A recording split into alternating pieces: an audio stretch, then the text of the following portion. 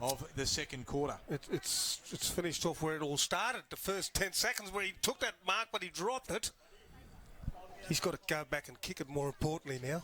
So James Nellis comes in on the right foot from 35, right across the face. Bevan puts the one arm out, couldn't take it in that arm. A plethora of players around the contest. It's going to be tied up. And one can't help to say that was another opportunity, Gilbert McAdam. It is, but you know what's been very impressive with Aspley is they've continued on from their first quarter onto the second quarter because they're dominating at the moment. Walbers gets the handball out to Bevan, who shanks one around the corner. Just had that awkward bounce and it went through for a behind. So they're peppering a little bit here, the Aspley Hornets, 5-2-32. Now 8 points in front of the NT Thunder, 3-6-24. 3 minutes gone, second term. So Jack Long will bring the ball back in. Comes to the commentary side of the ground. Gilhouse and Raf Clark are both there, and Gilhouse. Strong, Mark. Yeah, well, it is strong when you're talking about Gilhouse. And Raf Clark gets it to Barth. Barth turns on his favoured left. Ewing's there.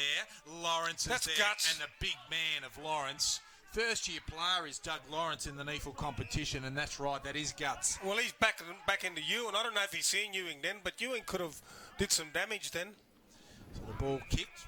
Farron came out to try and take the mark. Turner was there as well, but nobody could really make a fist of it, except the NT Thunder defence, and over the boundary line it goes. I played with a bloke who wore number 4 at St Kilda, and every time opposition players were coming back, I used to feel sorry for them. They'd almost end up in hospital as Eilert goes for the ball, takes it over the boundary line, just near the interchange gates for another throw in. Well, there are a few similarities between that 4 in the AFL, or the VFL as it was, and the man that is Buff Ewing, the number 2 for the NT Thunder. Both big, thick-set men. Yeah. Speaking of which, Gilhouse makes his way to the front, taps it down. Shannon Rioli, geez, I thought he kept that in. He did beautifully to try to, but it was just over the boundary line for a throw in. And for those people that were wondering who that big, thick-set man at St Kilda was. Plugger Lockett we're talking about. He only kicked 1,300 goals in the AFL, VFL, that's all. Only the best ever when it comes to goal kicking. Picked it up beautifully. Did Lonergan, kicks it inside 50. Lewis was belted out of the way by Doug Lawrence, who picked it up nicely, shot the handball to Joyce. Joyce chased by Patrick very well. I reckon that put him off the kick just there, and VV tied it up beautifully for the NT Thunder. I was just going to say, Lawrence, there's something about him, you know. There's something I like about him. Did you say this is his first year of footy? Ex-Western Magpie.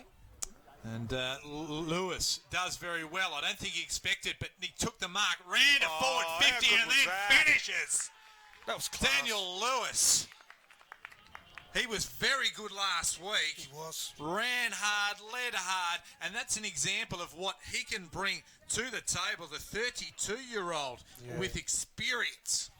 Yeah, you know what makes it so deadly is that he's virtually got the ball 2 steps, bang, goal. Now, not many players in this competition can do that sort of thing and weigh it up like that and just go bang.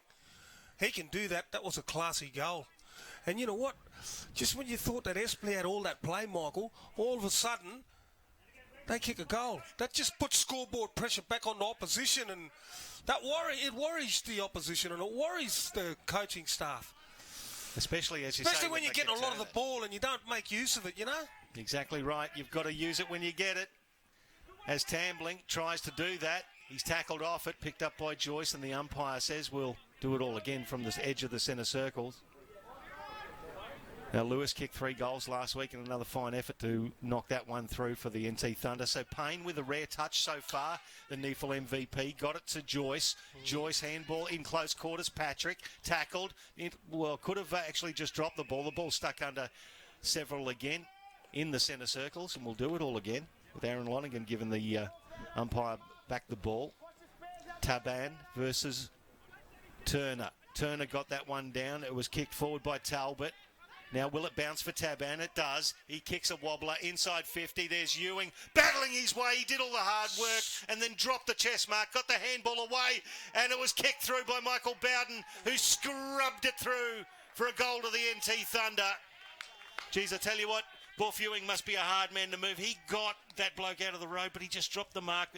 Clever enough to tap it forward for Bowden. Yeah, I know, and You know, you can't, but what can you do when it's a 50-50? That's the secret is for Thunder to get that ball in and give him that opportunity. And you don't want any Aspley blokes running backwards to make it a 2 on a 1. And that's the secret. If they get it in quickly to this bloke, more often than not, he's going to win most 50-50s. You're right. Well, just towing the ball through was Luke Bath. Luke Bath in the end. So he was right on the goal line. It's been credited to him with the champion data stats. He stole it. He did. Off the line. All of a sudden, they're in the lead. And they're in the lead by 4 points. 36 playing 32 as we're underway again. Turner went high. There was Payne. Payne back to Turner. Inside forward 50. A bit of a nondescript kick. Coming out to meet it there was Nellis. Looking for, but not finding Mellon. It goes back to Toy. Toy just sits it up for Gavin Gross, and he takes it just inside the line. It'll be a tight angle, but Gavin Gross can go back and shoot for goal if he chooses. Now, he's a left footer, so he's on the correct side for a left footer. He chooses not to because he goes back to Reece Toy. So Toy just back outside the attacking arc. Not sure where to go. He gives it to Gross. Tries to get away from Cooper. Wow. He manages to butt it away. Comes back to Payne, who got it from Ainsworth. The punch came from Raph Clark, and they're away are the NT Thunder. Liam Patrick with the ball outside his defensive 50. He's looking for options, got runners everywhere, Liam Patrick. He's directing traffic, and then he decides to chip a little 9-9 to Wills at centre wing on the far side. Just kicked over that line of players from Aspley. Now Wills looking for Lewis. It bounces in front of him. He taps it forward, again tackled over the boundary line, 45 metres out from the NT goal, and they're leading this one by 4 points. We've played 9 minutes of the second term here at Graham Road, Aspley, the northern suburbs of Brisbane, the home ground of the Aspley Hornets. Another great game between they and the NT Thunder. So it's Turner. He's got the tap down. He follows it up.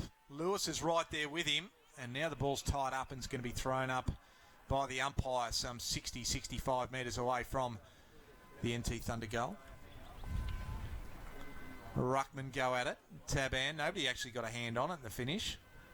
Now to Ives, does well. Stood in the tackle. Ainsworth puts it in the path of Payne, but decides to get it himself again. Now he's tackled. Raph Clark as the ball quickly feeds it off to Wills. Wills under pressure. He kicks it out of bounds on the full. So solid defending there from the Hornets on that occasion. There's no easy ball out there today. Every time a player gets the ball, both sides have just put pressure, absolute great pressure. Sainsbury looks to measures a pass. Good spoiling effort there, the NT Thunder. The player there was Talbot. Just got his fist in. Diving effort. Nice work. Over the boundary line, we'll have a throw in. Centre wing, you can see the flags there, just favouring the end on your left of screen. The Thunder side, you reckon? At this stage, yeah, just a little to the left. Probably not too much in it. You'll probably maybe 1, maybe 2 goals. But the ball bounces inside 50 for the NT Thunder. Picked up by Joyce now. Defending for Aspley to Gribble. Gribble under pressure. Shoots a handball away. And that's what the pressure can do for you. That's gone through the legs of Taban. Again, the fighting, he did well, Taban. Got the handball out to Tambling. Can he control it? He does. He gets it past Bath, though, and Aspley defence try to clear it. Still scrubbing forward, the NT Thunder. Over the back, Eilert. Can it bounce for him? Oh, he shrugs off his opponent and bangs it through. Cameron Eilert with strength for the NT Thunder. How'd you be trying to tackle that bloke? He is built like a brick gill house. Oh, look, I felt sorry for Michael Hutchinson then, because you know what happened? He went to make a 2-on-1 on the Territory Thunder player in Ewing in Ewing. Yep. So what's he's done is he's sacrificed Cameron Eilert, who's his man, for a 2-on-1, which is brilliant when that happens. But Cameron Eilert read it better, and then he kicked a goal out of it, and that's what Ewing can do to you. He can make you put 2 men on him, and that's created a goal to Cameron Eilert. So that's just smart. So the Thunder have got a 10-point buffer here in the second quarter via the agency of 3 goals in this second term. We're underway again. Ives and Shannon Rioli, and it was Shannon Rioli that just gave Ives a little bit of something to go on with. And Ives gets a free kick, goes up forward. Nellis Probably could have taken that clean because I thought he had Jack Long beaten, but he didn't have it there. Vivi gets the ball back. Ives again involved. Patrick coming through there is Wills. Does well. Shannon Rioli feeds the ball out with a looping handball. Raf Clark forced to spoil. Shannon Rioli picks it up with a bit of silk to Tambling. Tambling inside forward 50. Ewing is a target. Getting the front spot there was Hutchinson. Ewing looked like he wanted to decapitate somebody. Holman takes it away. Clears it. Ainsworth is the target, but doing very well there is Eddie Mellon, and he's off. He's off to the races. Gets the right foot going. How's the lead? And that's the pass.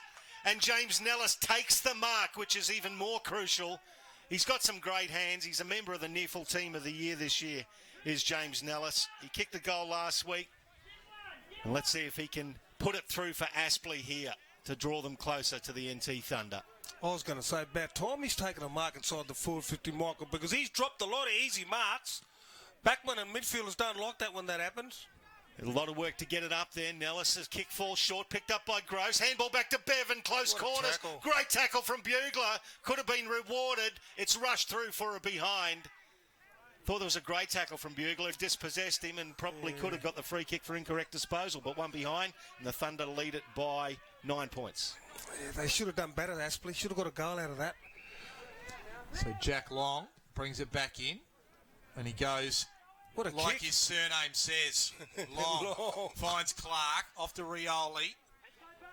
1-on-1, and Lawrence does well. Umpire pays a mark. There's something despite about the this protest of Daniel Lewis. Great contest, that one. I'm enjoying that. It's a great contest.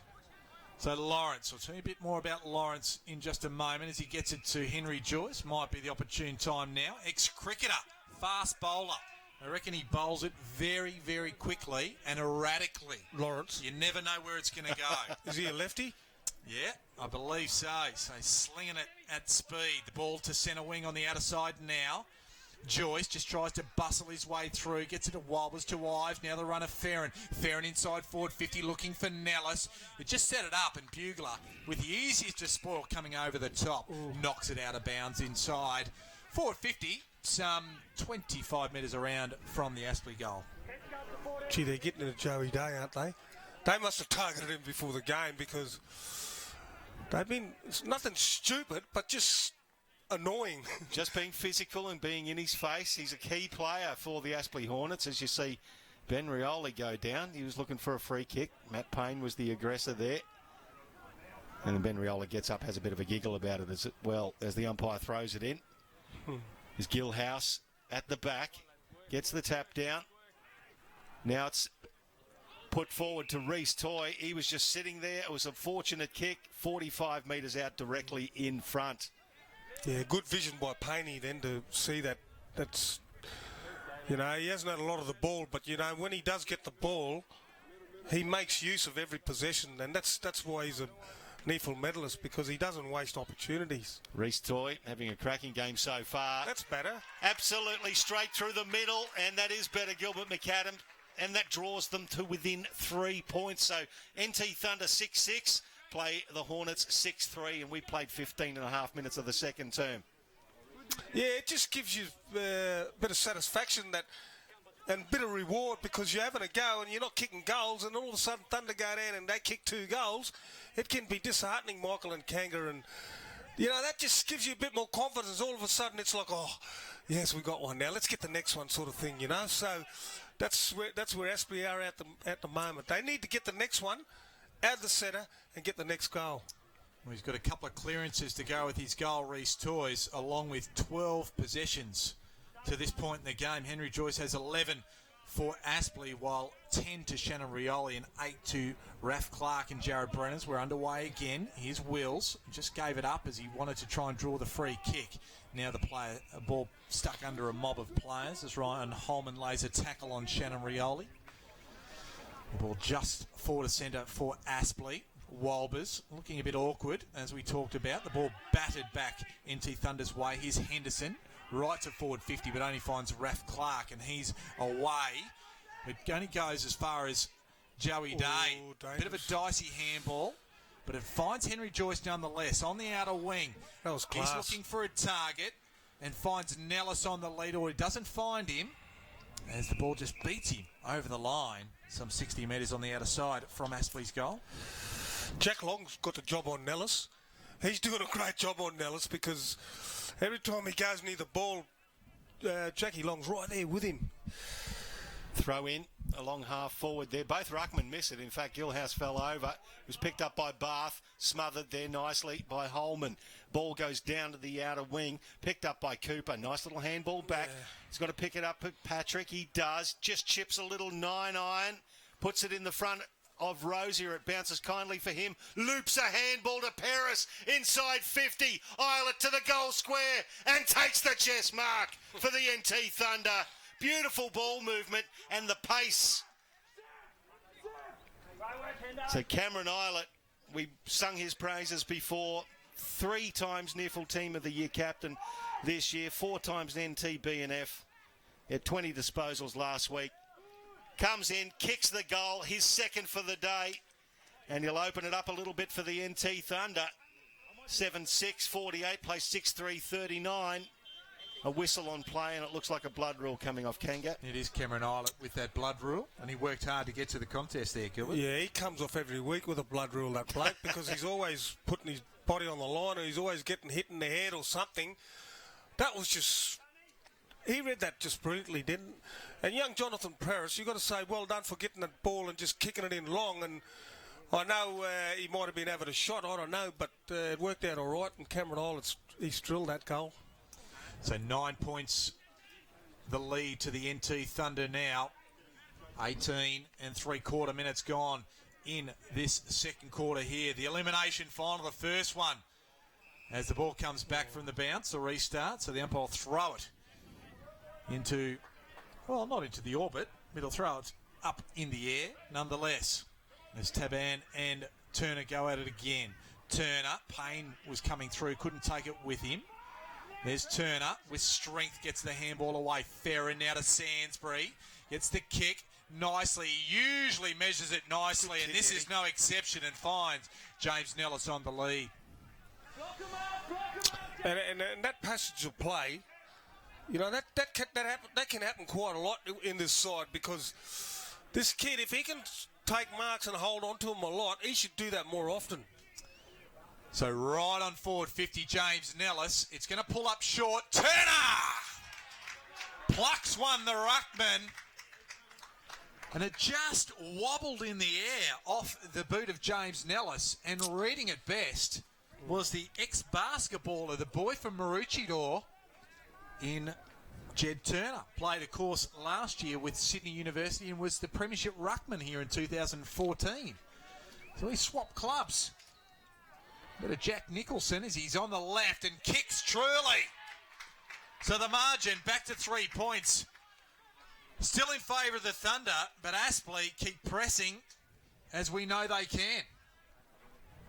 Great stuff, Aspley, and that's what they needed to do, because, you know, Thunder got a couple of goals through Aspley's fault, and it was their, I call them unforced turnovers, and it's just, when you're a coach, you don't like it because it's unforced, and, you know, you can put up with forced errors and stuff like that, but not unforced errors. But you know what? That was a good goal by Turner, and all of a sudden it just goes back to that 9-point buffer all of a sudden, Kanga, and, you know, just when you think one side's getting ascendancy, they're not. I just love the fact that it's possessions are even, clearances are even, and inside 50s are just about even. As Ives gets a toe to the ball, it bounces in front of Tambling. He couldn't quite get it. Now it's coming off to Daly Shannon. Wheels around on the right foot, kicks it towards half forward, bounces in front of Lewis. He tries to control it. He's tackled more or less without the ball by Jackson, it is, who's on the field now. Wraps him up, throws him down, and we'll have a ball up at the true centre half forward position for the NT Thunder, leading this one by 3 points with 22 minutes gone of the second term.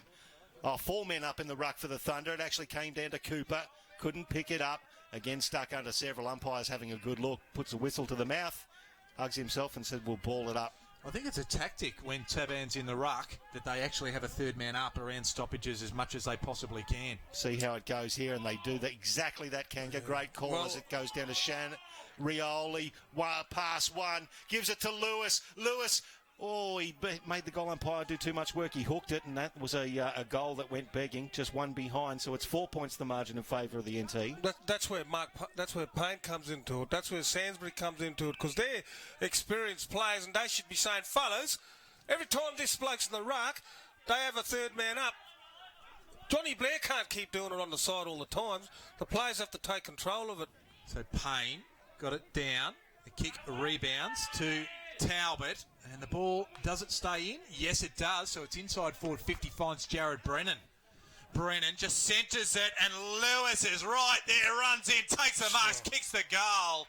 And the NT Thunder extend once again. That's 2 for Lewis. And the margin, all of a sudden, back out to 10 points. Yeah, this Lewis, I'll tell you what, he's a bit of an enigma. You don't see him, then all of a sudden he comes down and it's like, wow, where did he pull that one out from? He's got some skill, I'll tell you now. He's got some footing now, so he knows how to get the ball, he knows how to kick goals. It's an interrupted season this year, and we saw last week just what he can do. He kicked 3 goals, took a sensational mark, and he is that key forward, tall, that the NT Thunder really need, because we know they've got the small, the X factor, the other excitement, and he brings a bit of something to this team. So the umpire goes into the middle of the ground and bangs it down inside the centre circles. Walbers wins it for the Aspley Hornets, picked up by Eilert for the NT, inside 50. Good spore from Jackson Allen, good roving, front and centre from Rosier. The handball was missed, picked up by Lonergan. Handball over to Cooper, puts the skates on the left foot. Can he kick it through? Just didn't curl enough. Had a little bit more time, and boy, he's got speed to burn Gilbert McAdam, that young fella. Yeah, he has, and you know, he's pretty handy to have a bit of skill that he's got too, and I think that's his opposite foot, the left foot, so we'll give him the benefit of the doubt there, but nah, look, he's dangerous. From Croker Isle on the NT is Cooper. The ball ends up with Jackson. Interestingly, boys, first game this year is Nick Jackson. So he's been playing at Sandgate all year as Gross comes out to try and meet the ball. Bugler was right there with him. Ball on the deck. Plenty of players on their hands and knees. Nobody's able to take any effect. The ball's actually rolls out of bounds. So Jackson's just been kept out of the side by the likes of Jack Stanley and Adam Hughes. And they both succumbed to injury, which has forced John Blair's hand to play Nick Jackson, but has played in a premiership with Aspley in 2014. He's done beautifully, and Payne starting to work his way back into the game as he does. The accumulator kicks it towards half forward, nicely handled by Eddie Mallon. He's tackled by Eilert, gets the handball away. Just a deft hand from Gross. Ball bounces inside 50. Sainsbury hooks it around towards the goal. NT have got 2 players there. They let it bounce, and that was very dangerous. That's a good result for Aspley. It went over the boundary line. I think it was a good result when they saw that the 2 NT players were just going to leave the ball to bounce. It could have gone anywhere, Gilbert. It could have. The throw in right beside the point post. Gross and Walbers taps it down. It's Joyce, left foot, sneaks it through. A ripping bit of roving from Henry Joyce, and he gets his first goal of the day, and it's back to a 5-point ball game in favour of the Thunder. Oh, great goal, and yeah, game on again. This is great football, I'll tell you what. It's just great to be at Aspley Oval, and the way the game's panning out, you just don't know what's going to happen. But I do know what's happening at the moment is both sides are having a real red-hot go, and there's no tomorrow, as we know, and whoever loses today, they're out for the rest of the year. So they both come here to play, and it's just a great game to commentate at the moment, Kanga. It's brilliant. Certainly is. It's a pleasure to be here. I've already seen 16 goals for the game, and not even half time yet. 5 points the margin.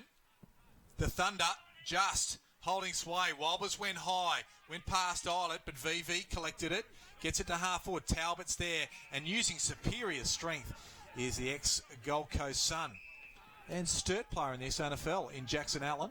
So at half back, he kicks a bullet-like conveyance to Declan Bevan. And he's still backward to centre, out of side. Has one short. It's Cameron Stevenson. Gives it off to Payne. Payne just overcooks it looking for Henderson. And here's Patrick, almost slides past Henderson, gets it inside forward 50. Allen has to go back hard. Talbot, he just shepherded the drop zone and kept paying away from it, and that's a free kick, and it'll go the way of Jackson Allen. Yeah, look, I suppose that was a fair call then, because Allen obviously had his eyes for the ball, and that's good when they give the player that's got eyes for the ball, not the benefit of the doubt, but give him the right of way or right of passage. Good spoil effort there from Raf Clark over Eddie Mallon, puts it over the boundary line. He probably, if he just held his ground there, he might have been right, but he just made the umpire make a decision, and that's what's going to happen sometimes. So Walbers versus Gilhouse. Walbers actually grabs the ball, tries to get it to Payne. Payne tackled, stuck underneath him, and the umpire says didn't make an effective effort to get rid of the ball. So Lonergan gets the free kick, gives it over to Eilert. Eilert to Ben Rioli, who got one high. Eddie Sainsbury just gave him an accidental clip across the shoulder. So Benjamin Rioli just forward of the centre wing, outer side, with the NT Thunder leading by 5 points late in the second term. Nice patrolling of the mark from Aspley. It was Ives. He gets the ball back via hand. Tries to get around his opponent there in Daly Shannon. Just does. Kick smothered. Ball bounces. Aspley now with the ball and tackling hard the NT Thunder again. Umpire says we'll ball it up. There's, again, Rosier. He might be a little fella, but boy, can he tackle. The ball underway again. Gilhouse just kept Walbers away from it. Shannon to Ben Rioli. He gets around one now, just off the one step, just roosted high. Coming hard was Lewis, and that is the example of his athleticism as he takes it forward to centre on that outer side. Looks long for the contest, one-on-one, getting back and getting there was Henderson. Couldn't take the mark. It comes to ground. Tambling's there. Handballs it over the top. Gets it to Cooper, and Cooper adds the easiest of goals. And you can't help but think that Daniel Henderson was expecting that contact to come at the front of that contest from Ewing and his opponent Hutchinson, and probably just dropped a mark that he probably would look back at and go, should have held that one. It's cost him a goal. He did the tackle that turned that ball over, that gave it to Cooper. Cameron Eilert did that tackle, and that's his value, and that's what makes him so dangerous in the forward line, is he can kick a goal, but you know what? He can turn the ball over like that.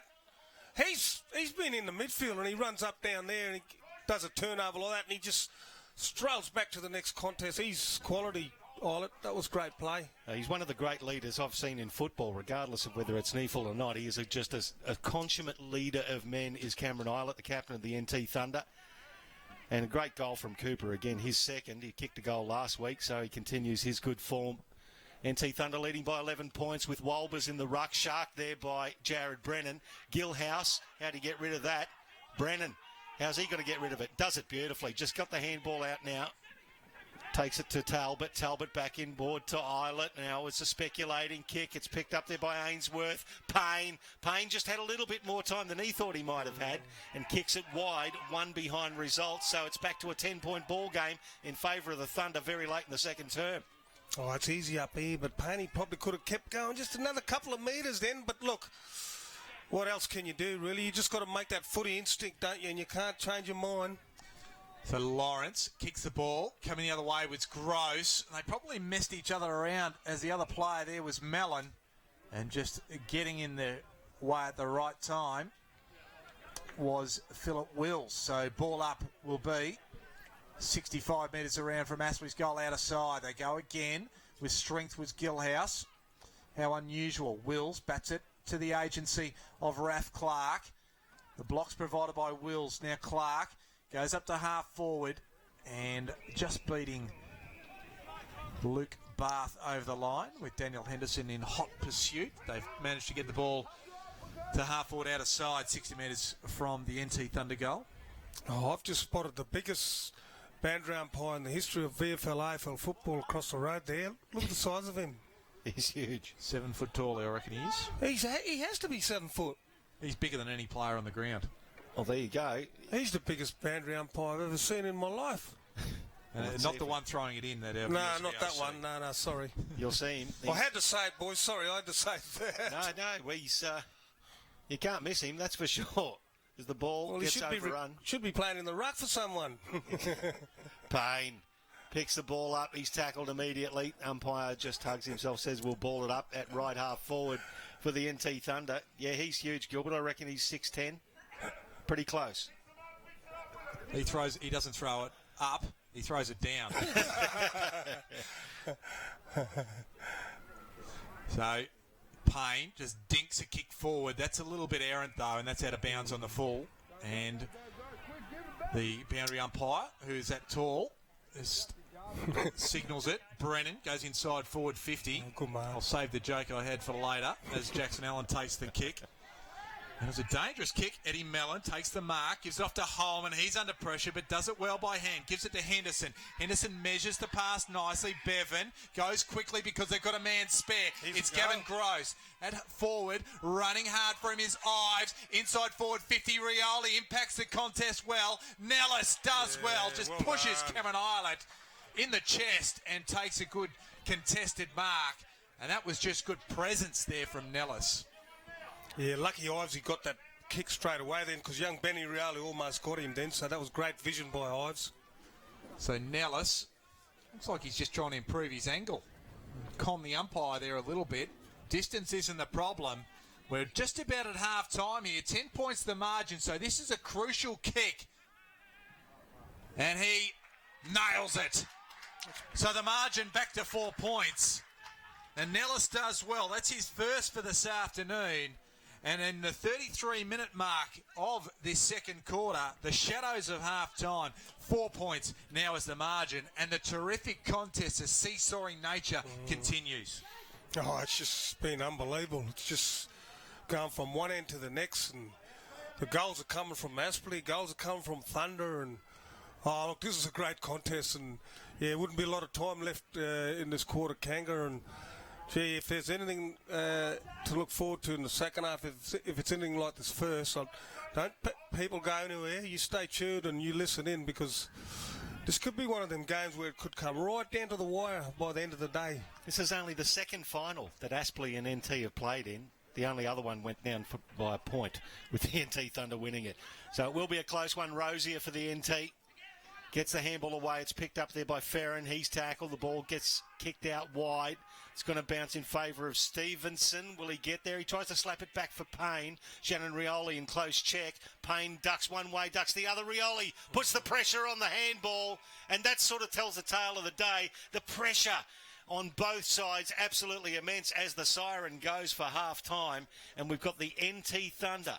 9-8-62, 4 points ahead of Aspley Hornets, 9-4-58. What a cracking first half of footy, Gilbert. Oh, brilliant game of footy. And, you know, there's no tomorrow, as we keep saying, for these two sides. And the way they played this first half, and they've left nothing left in the change rooms. And that's what I've been so impressed about, is they've taken everything out onto the ground and they've just exploded out on the ground, and both sides have just had a red-hot go. And look, at the end of the day, you know, it's just going to come down to maybe who's got the best skill level, who's going to kick their goals and whatever, or even the decision-making. But like I said before, don't go anywhere, because this is set up for a magnificent premiership quarter, which is the third quarter, fellas.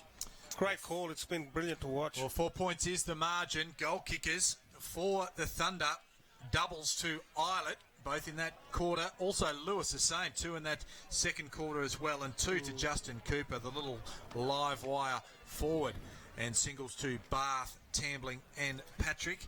And for Aspley, it's a double to Gavin Gross, both in the first quarter, his goals, and singles to Ferrin, Nellis, Turner, Toy, Bevan, Ives and Henry Joyce. Leading possession getters on the ground. Henry Joyce, the man I just mentioned, he's got 14 disposals. James Ives and also Reece Toy with 13. And double digits, that's 10 to Jackson Allen, Matty Payne and Eddie Sansbury. While for the NT Thunder, Shannon Rioli has 12 possessions and he has been very good. Jared Brennan has 11 of his own and 10 apiece to Raf Clark and Luke Bath. Inside 50s, 28-25, favouring the NT Thunder, and clearances to 22 the NT Thunder's way as well. So 4 points is the margin. Yeah, you wouldn't expect in an elimination final, defence being the key, where both defences actually having a red-hot crack, but we still got 18 goals up to half-time. Cannot wait to see what happens in the second half. Yeah, look, that's what's been so good about it. You know, even the midfield, like you just don't know. And I noticed that quarter, the midfields were changed quite a lot. You know, normally you see the same regular guys in there. They were swapping them and changing them because you know why? They realised that it's going to be so important later in the game. Well, we're going to take a break as the players take a break. The kids are out there kicking the footies on the ground. Don't go anywhere because it's 4 points in favour of the NT Thunder. We are set up for a ripping second half here.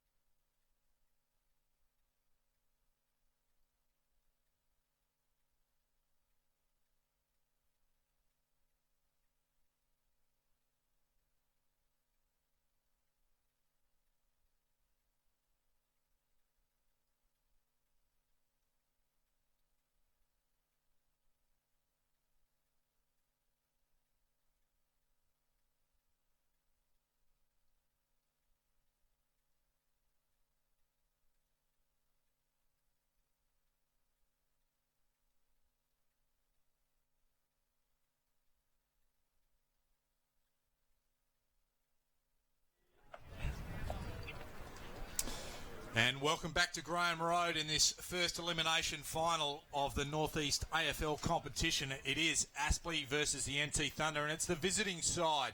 The NT Thunder holding sway, albeit only just by 4 points. 9-8-62.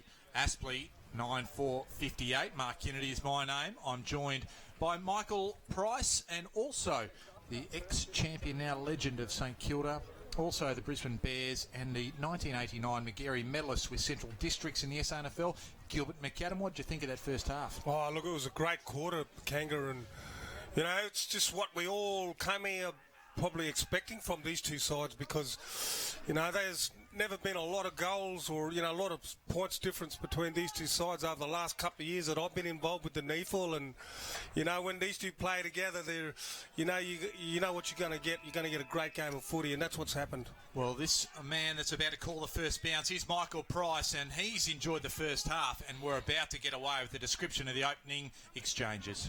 Yeah, great first half of footy. 6 points to Aspley in the first quarter, and at half-time, NT Thunder leading by 4 points. It was an anticlimax, that one, wasn't it? It was. The bounce just went a little bit askew.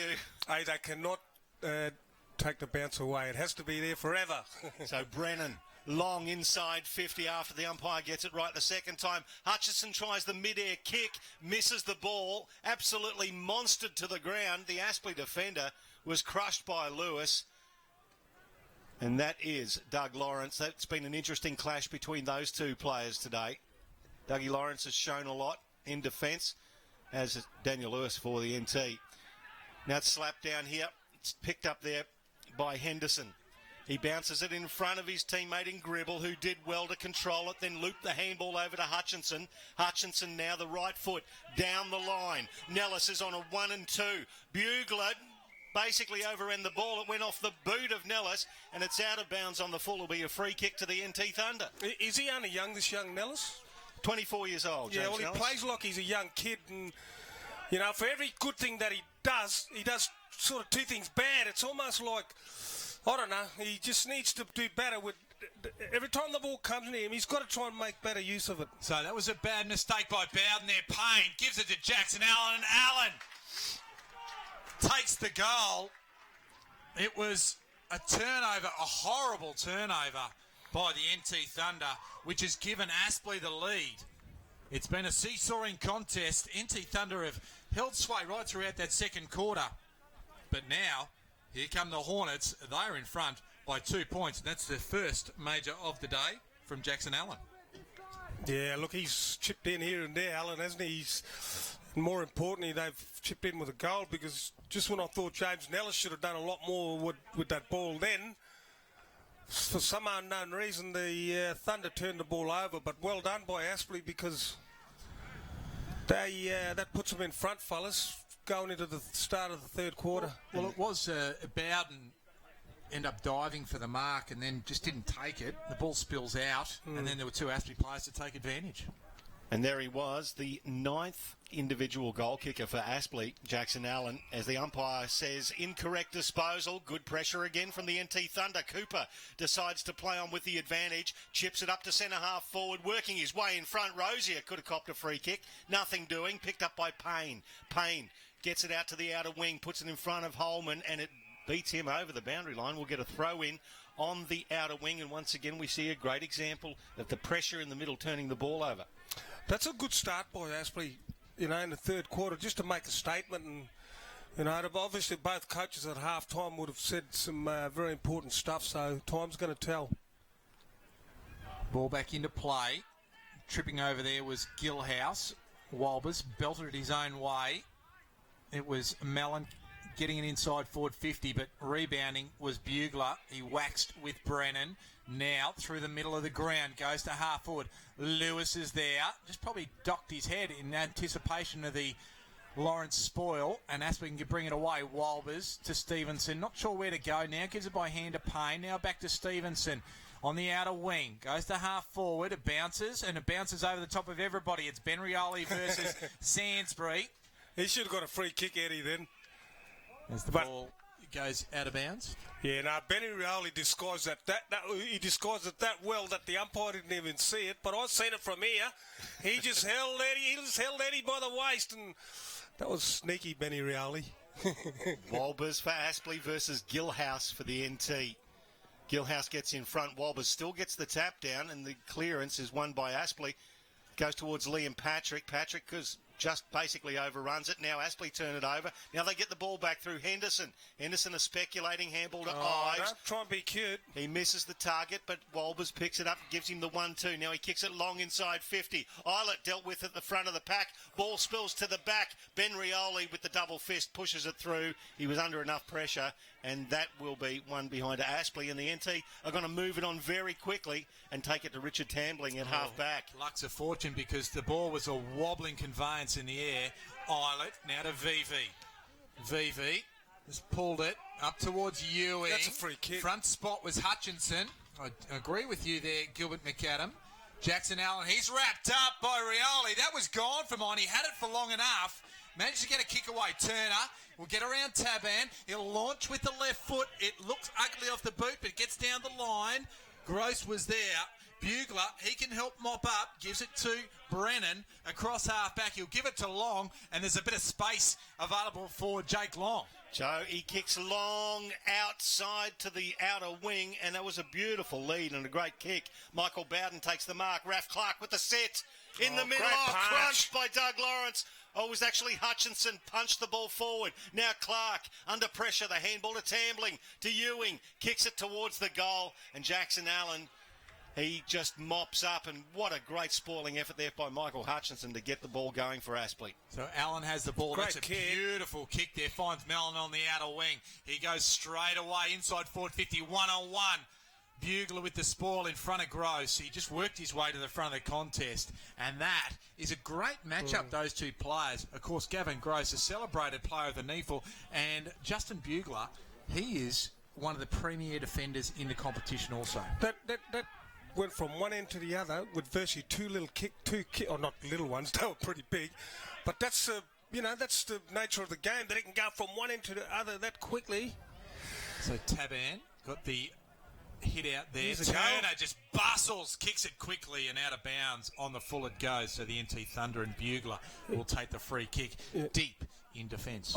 There's something about Turner. He's physically, he can make a physical presence on the football field, and a bloke of his size, he should put his body out there more often because he can make a big impact on the opposition, that bloke, when he wants to. Jed Turner, huge man. Actually, their ruck stock's fairly heavily packed, Aspley, with Turner and Will Walbers. To Men Mountain as the NT bring it back in. That's a long kick. Goes to the outer side. Big pack of players form. Ball hits the front of the pack. Tambling tries to pick it up. Does Bath. Island in there as well, and the ball goes over the boundary line for a throw in. Well, the size of the ground here is not much longer than the SCG. It's probably not as wide, though. That's the other thing. So it lends itself to that long kicking game to get it deep into defence and offence pretty quickly. Turner for Aspley versus Taban. Turner with his strength got the front position. Now it's picked up there by Joyce. Kicks it long inside 50. Gross at the back. Bugler at the front. Got a fist to it. And over the back of the pack through the goals for a behind. So just whittling away here. It's now a 4-point lead to the Aspley Hornets. 66 plays 62. Looking for a target out of fullback is Jake Long. Kicks it with good penetration into the waiting bucket-like hands of Jared Brennan. He's not even sure where he's going to go, but that's not unusual. Just decides to chip it to Benny Rioli. They're still deep in defence. Right in front of the clubhouse here at Graham Road. Quite a few spectators here this afternoon. Rioli's kick up towards VV. Got the one hand up. Need two, son. Get it going your way. He's just working hard. He gives Henry Joyce a bit of something under his chin. Patrick just goes off the ground. It's right near the boundary line. It'll go out of bounds right in front of us here in the commentary position. We're going to get a great look at how both sides are setting up for the stoppages. Yeah, look, very impressive Aspley in this third quarter. They've dominated, Michael, so it's going to be interesting in the next 5 minutes what Thunder do. Turner gets the tap down. Taban was in front. Eilert puts his head over the ball as he usually does. Rosier tries to get the handball to Daly. Daly toes it forward and again stuck under there. Good tackling there by your little Cooper. It's not the size of the dog in the fight. It's the size of the fight in the dog. There's Big Turner, throws his weight around. Brennan, Eilert, overruns it. He tackles Ainsworth, ball stuck underneath him. What's the umpire going to do? Says no, it was held to him. And we will get a ball up just between wing and right half forward for the NT Thunder. They're trailing this one by 4 points. 9 minutes gone, the third term. Again, it was slapped down to Rosier. He's tackled. Picked up by Ainsworth. He just stubs it forward. Close quarters. The tackling is intense in and around the stoppages. Once again, Daly Shannon tackles his opponent and will get a ball up in about a metre from where the last one was. I like the matchup that's happening at the moment. Young Ainsworth on Cameron Eilert. Two absolute hard nuts. And his age doesn't give it away for Ainsworth against a real tough man in Cameron Eilert. There's the ball stuck under plenty again. We're going to have another ball up. A few tempers fraying there. A bit of frustration overflowing. A bit of psychological edge trying to be gained. Daniel Anderson's trying to get into Cooper, and he knows he's a threat, Cooper. So third man up was Bath on that occasion. Lawrence couldn't take it with him, and Eilert lays the tackle. Keeps the ball underneath a few. And the umpire will ball it up yet again. His mate Tabin, he's been sticking up with him for a couple of times today. Laying the tackle there was... I've just got to pick that player up. It might be Ives there that forced the stoppage again. Turner just throws the arm at it, clears the area. Sandsbury just tries to get around one, has to kick under pressure now. Standing under it was Mellon, did it with good courage and wins the free kick, and away they go through Mellon. He puts it high up in the air towards half forward. Nellis gets rid of his opponent in Paris and then didn't take the mark, but he does butter up. Toes it forward. Neil Vivi, can he control it? He does. He's a huge man. Taps it forward and getting rid of his opponent there was Gross. That was Bowden falling to the ground. Now it's towed forward.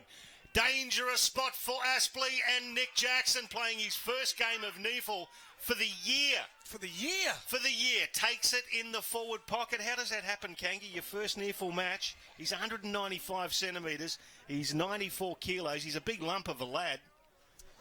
Here he comes. Tries with the check side with the right foot and curls it basically across the face of goal for a behind, so extends the lead to 5 points. 67 plays 62. Well, has he come back from an injury, has he? Well, no, he's played for most of the year. However, Adam Hughes is injured and out of this side, and also Jack Stanley, who would have been another inclusion, is also injured. So that's how Nick Jackson, he's been on the fringes quite a bit, but just hasn't been able to break through as the NT Thunder bring it back in. Coming hard, there was Bath, and he took the very good mark. I thought he was actually going to go with the hip and shoulder into the contest, but came away with it with a mark. Looks can be deceiving. Loads up on the left with one step, right to the outer wing, Lewis, and also Lawrence. Ball to the back. Henderson couldn't take it. Bowden's tackled. Just trying to work his way through.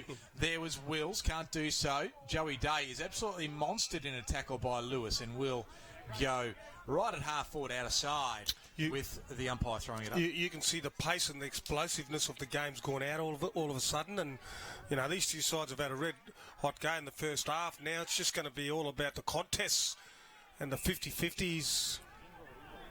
Dangerous there as Sandsbury turns it over to Ben Rioli, and speaking of dangerous, he puts it into the middle of the ground and makes it a speculating ball. NT through Bowden. Now it's pinched off him.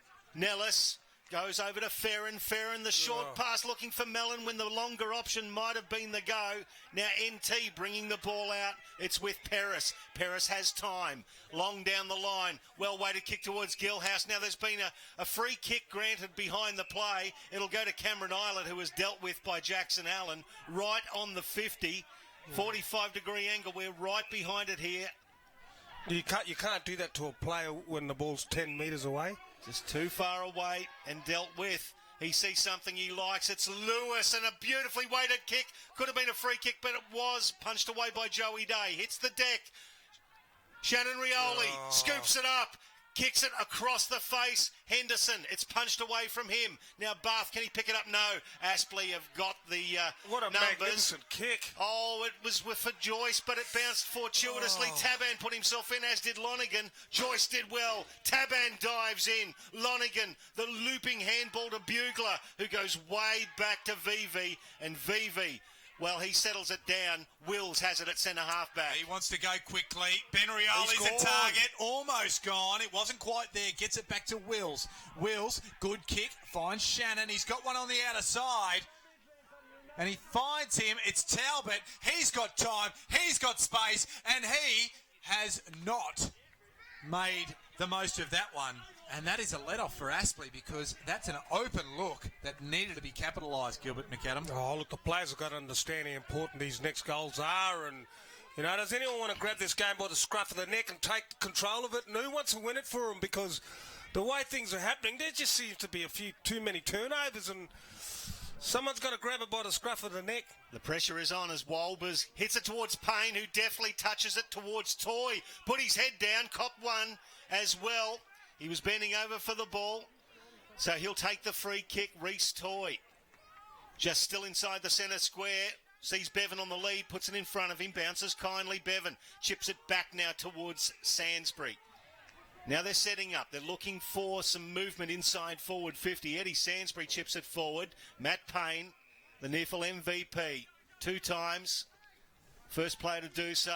And 2 Grogan medals as well. Couple of those. He's just got, it's like a roll of papyrus, his honour roll, as it goes towards Holman. Beautiful defence picked up by Tambley, and Raf Clark will clear for the NT Thunder. It's 2-on-2 out there. Coming late into the contest was Jackson Allen. Eddie Sainsbury now swoops on the ball, gets it back inside forward 50. It is long, it's wide. And goes out of bounds, and Justin Bugler can take the free kick. 8 best and fairest as well, Matty Payne. Poof. That's unbelievable that he's won 4 medals. That's quite incredible, actually. And he's been in the NEAFL Team of the Year or the QAFL Team of the Year, I think, every year, bar one where he went to Rosebud for a year. 3 clubs, Zilmia, Southport, and also now Aspley, as Bath has the ball on the wing, goes to half forward. Hutchinson went high, looked like he almost got the head of Lewis. Now getting the run of it was Ewing. Ewing decides to not go for home and cleverly puts it in the path of Cameron Islet. Ewing, he passed it like a midfielder, passing it to himself. He knows how valuable it is. Put it out in front, I'll get it. That's what he just did then for Islet. That's just composure and class by Ewing. So Cameron Islet, he's got 2 goals this afternoon, both in the second quarter. Playing down deep, and this can be 3, but he pulls it. So another missed opportunity. We're just racking up the behinds. We've had 5 in this quarter between the 2 teams, and only the 1 goal. And that came from Jackson Allen, the man who's kicking out a fullback now. That was after 6 goals 2 to 4 goals 4 in the second quarter. So Gilbert mentioned it had dried up and tightened up a little bit, and it certainly has, as Talbot has the ball for the NT Thunder. Wants to switch the play, so goes back to centre half back. VV drops what he should have taken. Picked up by Nellis, who's off to the races. Has one bounce, 2, and then drills it home for Aspley. And a crucial error from Neil VV, who probably feels like he wants to get into one of those stops. But the kick could have been better to him as well, Gilbert McAdam. Well, I was going to say, you can't blame him. You blame the bloke that kicked the ball to him, because he's the one that put him under the pressure. Players should be going up to him and saying, brother, don't worry about it. But it's okay. Paris has gone over and told him. Yeah, that's just what I said before. What's going to win you and lose you the game? Skill level. That was a perfect example then. But at such a crucial stage, Kanga, you know. Well, that's the second goal of the second half. And they've both gone to Aspley, and they've both been at the expense of the errors. Exactly. Of the NT Thunder. The lead now is 9 points. So the ball underway again. It's stuck under players. We'll have another bounce just forward to centre for the NT Thunder. I'll tell you now from what I've seen this quarter, Aspley look far better this quarter than Thunder do so far. Just a little bit more composure at the right times. Sainsbury under pressure just gets it going his way. Great just punch. Buffeting his way was Toy, but on the end of it is Bugler. Bugler kicks it up, has 2-on-1 to Thunder, but Lawrence is there. He's the one, and he won it. Gets it off to Henderson. How good was that kick? That was a good kick. finds Day, and Day onto the chest of that paddle pop lion, Declan Bevan, the man with the man bun, the good moustache under his lip. I was going to say, I've seen him kick goals from me before, Kanga. He's got a beautiful kick beautiful left foot on him. He should go back and have a shot. So Declan Bevan comes in. He'll have to kick it all of 50 metres here. Right goalpost.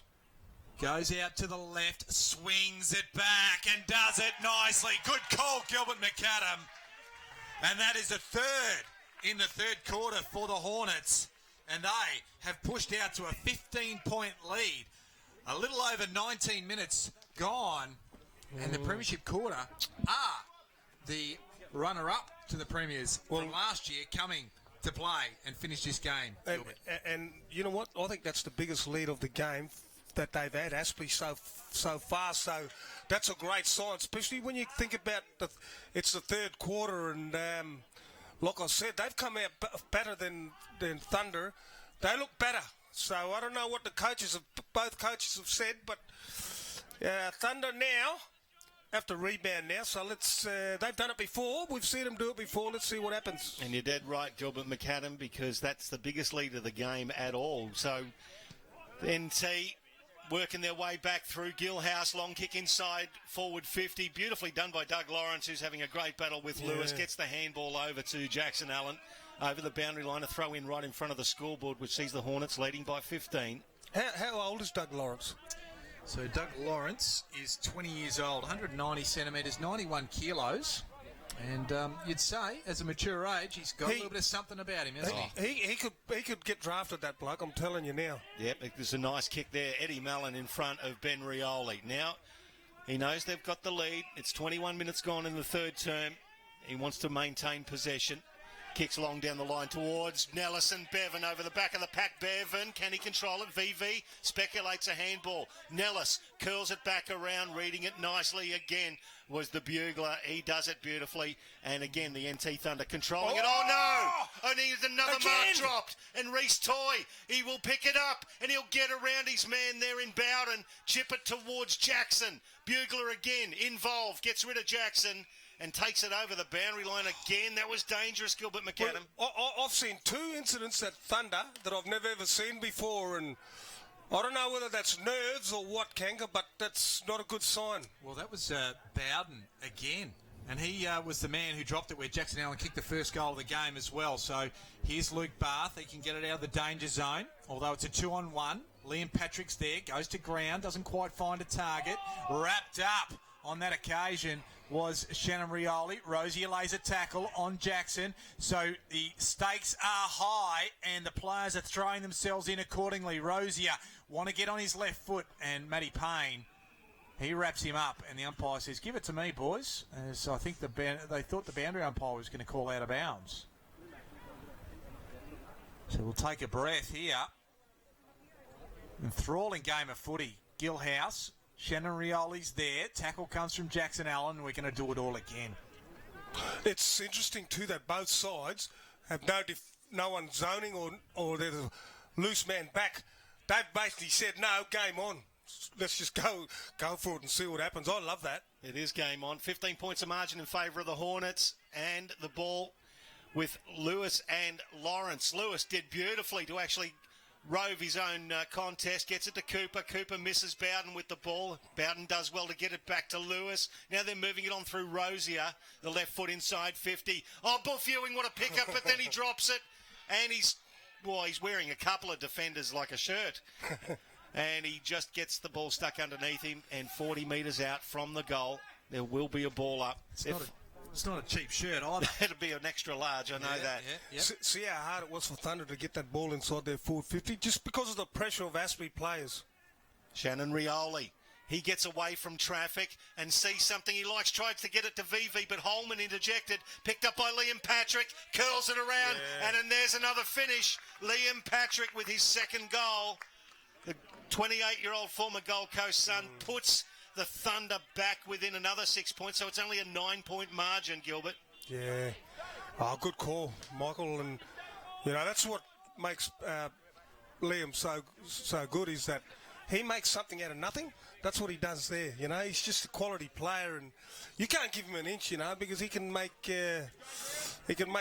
something out of nothing, just like he did then. And that was a very much needed goal for Territory Thunder, because Aspley are dominating. So that's game back on, fellas, but still 9 points the difference.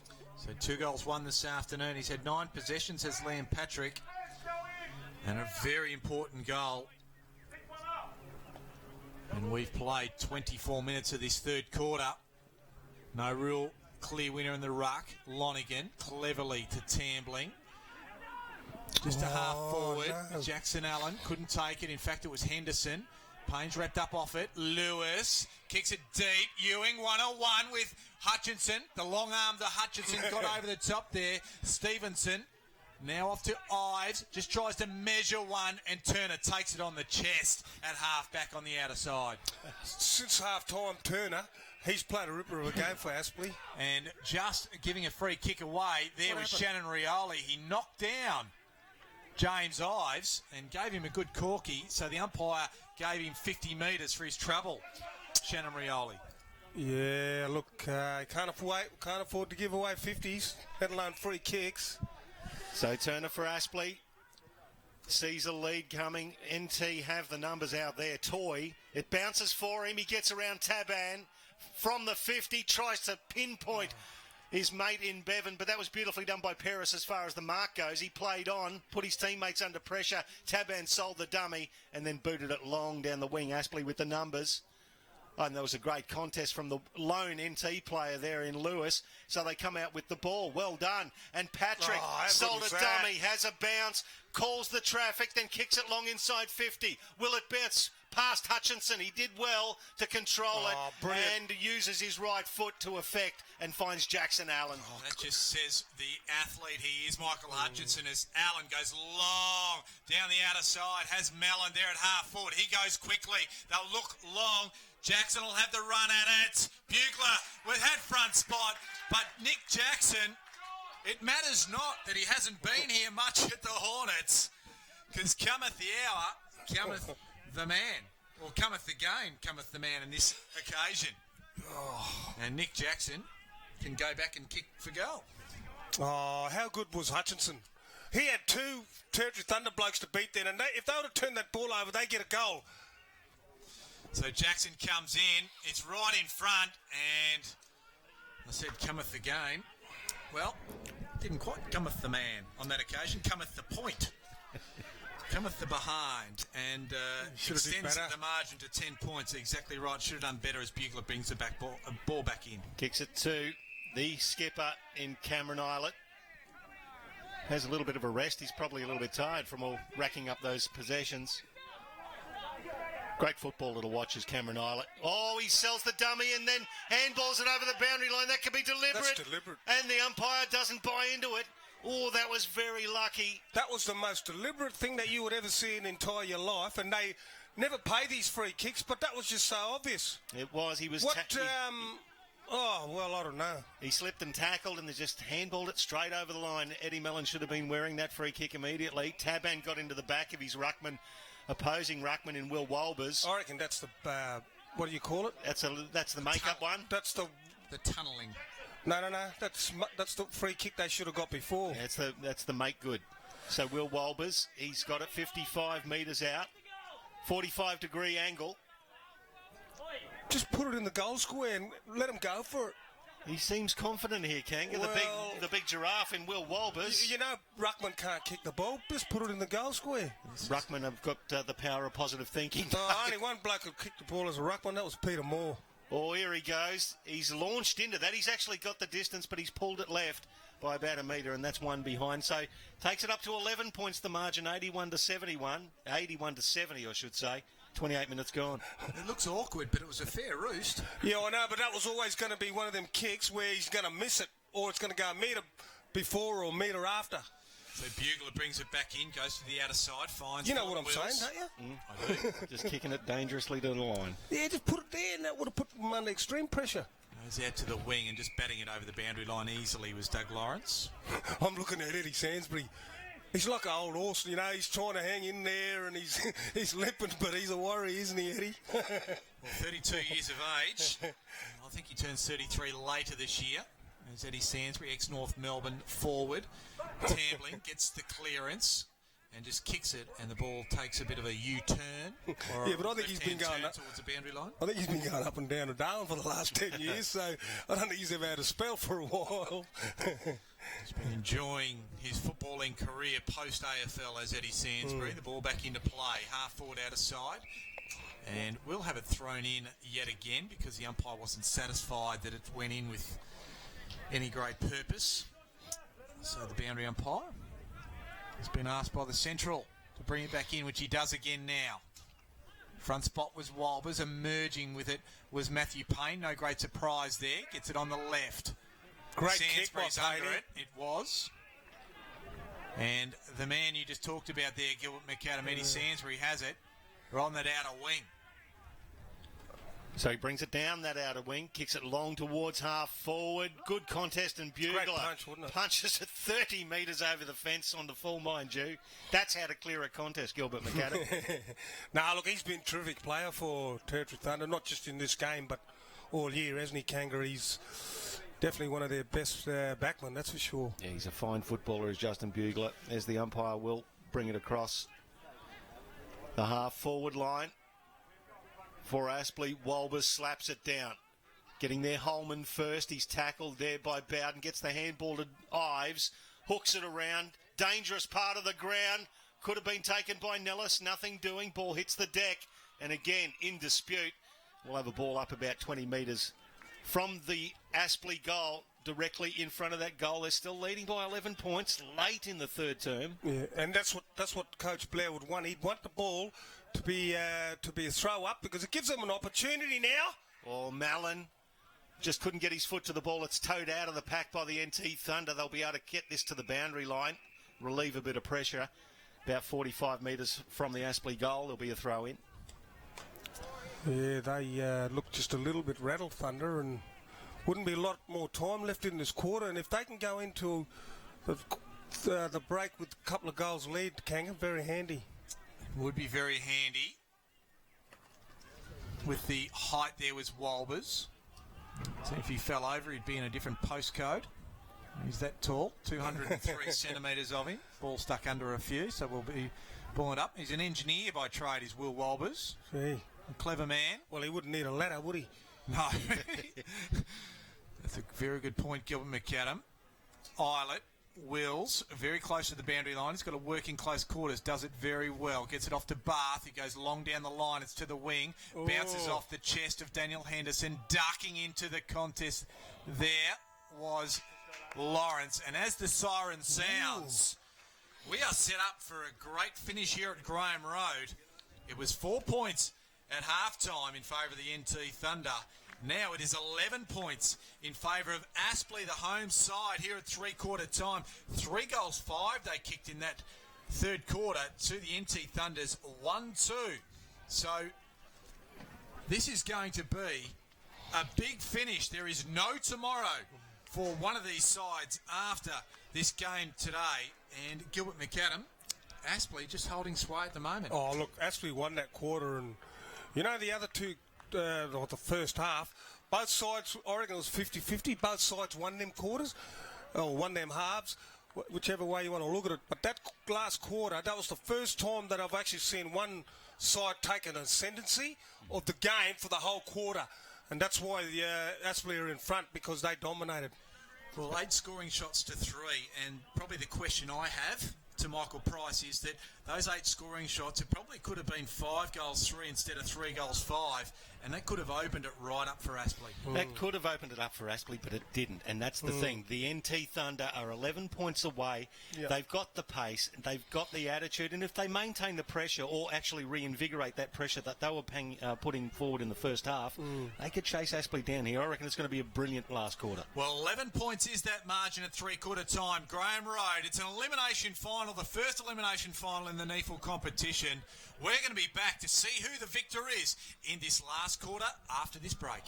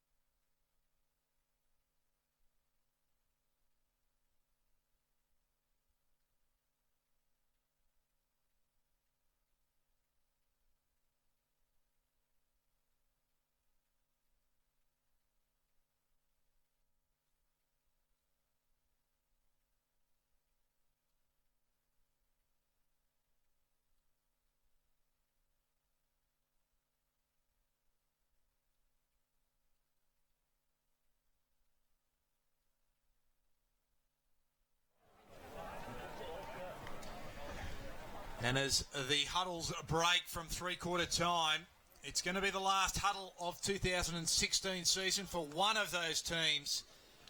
It is 11-point lead at three-quarter time to the Aspley Hornets over the NT Thunder. This is an elimination final here of this NEAFL competition. Mark Kennedy joined by Michael Price and Gilbert McAdam.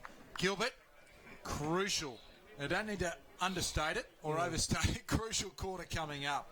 Who's going to win it? Oh, look, I just said Thunder have to change their midfield structure. They have. They've got Tambling, Eilert, Brennan in there. That's what they need to do. And I also said put Shannon Rioli in the forward line. And you know what? They've done that. So we're thinking alike, me and X, and see what happens now. Leading possession getters on the ground. James Ives has 19 for the Hornets. Jackson Allen, 18 out of defence. Reece Toy with 17 and 16 to Sainsbury and Henry Joyce. While for NT Thunder, 15 apiece to Brennan, Tambling, Rioli, and 13 to Eilert and... Sorry, mate, but I've got to interrupt. I wouldn't be putting this young kid on Eddie Sainsbury. Larry, they've got to make a move right now. He's talking Justin Cooper on the wing against the experience of Sainsbury, and the experience of Matt Payne gets the first clearance, kicks it inside 50, punched away from Bevan by Raf Clark, picked up Henry Joyce. Now it's over to Farron. Can he get it through? He does. Payne, the deft touch. Oh, it's picked up by Cooper, who did beautifully. Handball back to Bugler. And Bugler with a speculating mongrel inside the centre square. Punched away by Raf Clark. Now Henderson. Handball to Sainsbury. Just palms Tambling off and then chips one. We'll call that one a sandwich. It gets to Matt Payne and over the boundary line for a throw in just next to the benches. Yeah, no, they've got to make a move there. Otherwise, I'd be telling young Cooper, I'd be telling all the Thunder players, give the ball to Cooper. Eddie's too old. He's too slow. You got to try and look for the fool guy, and he's not a fool guy, Eddie, but he's a link that can be exploited. And a good defensive mark there from Doug Lawrence. Been an enthralling battle between he and Lewis. Lawrence kicks a worm burner and finds James Ives. This backward of centre here at Graham Road. And he just chips it, finds Reece Toy, and very good Reece Toy this afternoon. And he again chips it and finds Gavin Gross. If we've seen the sandwich pulled out a few times, this bloke can absolutely go with the driver if he chooses to. The kick is not a great one. Gilhouse is there. Walbers affects the spoil. Bevan to Eddie Mallon. He turned it over. He is just working it through. There was Payne, and Payne gets it back defensively and finds a bit of space to Jackson Allen. They just controlled that one in defence a little bit too easily for mine. Aspley, as they switch to the outer side. Joey Day, the co-captain of the Hornets, kicks it long down the line. NT Thunder player and Clark was pushed out of it, picked up by Eilert. Eilert responds and gives it back to Raf Clark on centre wing. Now he kicks long, looking for Rosier at the back. The little fella gets his fist to it. Rove by Shannon Rioli. Can he pick it up? He does. The right foot pushed as he kicked out of bounds on the full. That'll be a free kick to the Aspley Hornets in the back pocket. It'll be taken by Doug Lawrence. No, he shoots the handball over to his teammate. It'll be taken by Jackson Allen. So Jackson Allen surveying the scene. Decides to go long. Looking for the target. Bugler had front spot. He gets it on the bounce. Gives it to Rosier. Rosier checks his kick. Shannon Rioli's there. Almost gets it. Ewing tried to con the umpire and saying he got one high. Didn't quite work. Daly Shannon, he's wrapped up by a couple of Hornets. And we'll have a ball up. And Darren Ewing just hasn't been able to get really some clear air this afternoon. Yeah, look, he tried to play for a free kick then, and the umpire was right onto it, so good call by the umpire. Yeah, lucky not to be ping-folding the ball in the end. Good tackling effort as it's kicked out of the pack by Brennan towards the goal square. It bounces over the boundary line across the face of goal in front of Luke Bath. We will have a throw in just a few metres from the point post in the left forward pocket for the NT Thunder, looking to break this 11-point lead that Aspley have. Gilhouse at the front just grabs it, gets it down, handball from Tambling to Rosier, shrugged as he kicked it. Now it's stuck under several.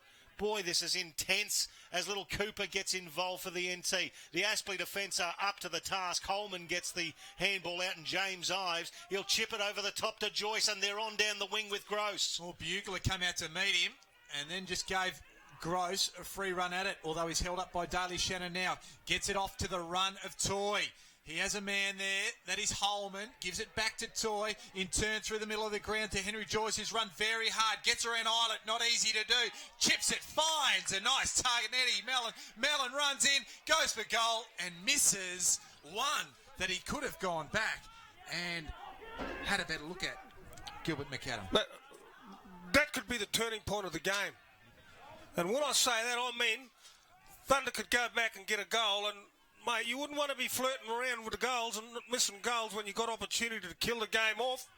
Because Thunder, I'll tell you now, they won't go away. I'll tell you.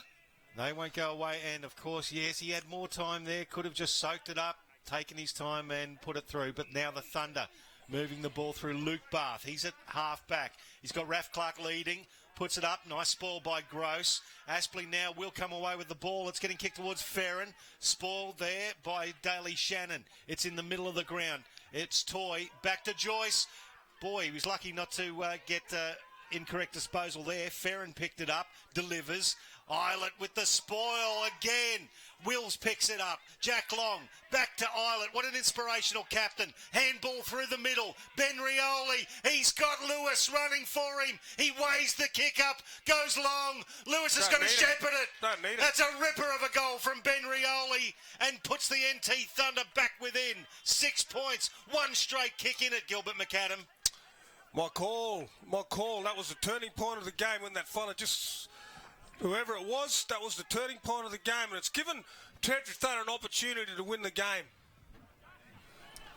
Well, an amazing finish there. A costly error up the other end has given the NT Thunder a goal. Closed it to one straight kick. It is absolutely tight in the clinches, and Benny Rioli, we know him as a defender. He has come up. He stands up. And the man who gets around with the helmet kicks the first goal of the last quarter. We've played nearly 6 minutes of this last stanza here at Graham Road. It is tight, tough in the clinches. Who is going to stand up to be counted? Tambling gets a clearance out to the outer wing. Getting the run of it there is Philip Wills. He kicks it right inside forward 50. Going backwards, Lawrence. He couldn't take it. Henderson measures the kick, finds Eddie Sansbury just on his defensive 50, and Liam Patrick stands the mark. I'm glad they made that move with Eddie away from Cooper, because I don't know how long we was going to put up with that for. 6.5 minutes gone. Final term here in the elimination final one for your NEAFL season for 2016. Reece Toy has it down the outer side. Gilhouse gets rid of Turner. Slaps the ball down now, Raf Clark. Can he pick it up? He does. Just weaves his way through traffic beautifully. Cooper, the speedster, chips it in the path of Islet and Patrick. Patrick let Islet come through, and why wouldn't you? He's twice the size as Aspley now. Get the ball through the turnover. It's going to end up with Ferrin. Ferrin towards half forward. The first gamer, and Nick Jackson. Never fall away from over. him. Don't fall over ever. Neil VV did beautifully, but Ben Rioli taken high will get the free kick in front of the benches. And the NT Thunder, another chance to load up here, Kanga. Well, the man from the Army, James Ferrin, gives away the free kick. Not a bad player to just walk into your club and say, can I have a game? From Kedron. And Ben Rioli takes the kick, gets it to half forward. Day wrapped up, although taken high. So we'll win the free kick through the middle of the ground. Very dangerous kick. Raf Clark stands, now gathers, kicks short and finds a man. We talked about at three-quarter time off air, and we haven't seen him much, but can he stand up when it counts? And that is Darren Ewing. The Buff, 503 goals in the NEAFL in his career. Aspley players are looking over their shoulders. Ewing comes in and straight as an arrow. Game on game level. And it is here to be won as both sides stand at 12 goals, 10 apiece. And we have played 8.5 minutes of this last quarter. That is the first goal to Darren Ewing of this game. And previous to this, in his last 3 appearances at Graham Road, he has kicked 21 goals, Darren Ewing. Yeah, well, Ewing's not the one that's winning the game for him. Aspley players are losing the game for him because it's the way that their disposal and the way they're using the ball and not taking advantage of the ball when they get the... Aspley are their own worst enemy. At the minute, you've got to be clean, especially under the pressure of finals football. We've seen a couple of those turnovers be absolute killers for the opposition as it's slapped down by Turner. Umpires pulled out some high contact here. Free kick will go to Aspley. And the silly thing is, you can do something about that You can go if you want to. James Ives it is. He wants to go long. He hoists it up very high, inside 50. Jackson at the front.